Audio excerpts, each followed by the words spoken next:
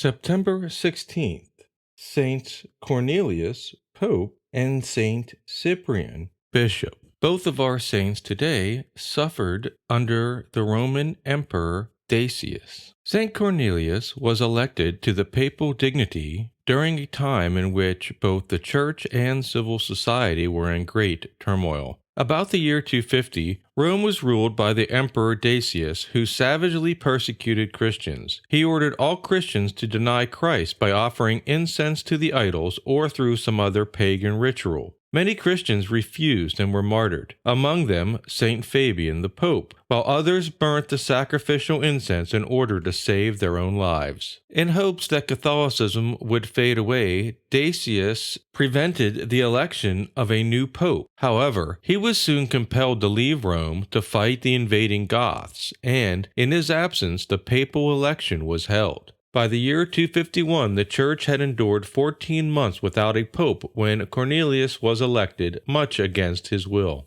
After the persecution, the Church became divided in two. One side, led by the Roman priest Novatian, believed that those who had stopped practicing Christianity during the persecution could not be accepted back into the Church, even if they repented. Under this philosophy, the only way to re-enter the Church would be rebaptism. The opposing side, headed by Pope Cornelius, did not believe in the need for rebaptism. Instead, he believed the sinner should only need to show contrition and perform penance to be welcomed back into the Church. Novatian resisted Cornelius and declared himself pope, thus becoming history's first anti-pope. Later during the same year, a synod of Western bishops supported Cornelius. One such bishop was our other saint of the day, Saint Cyprian.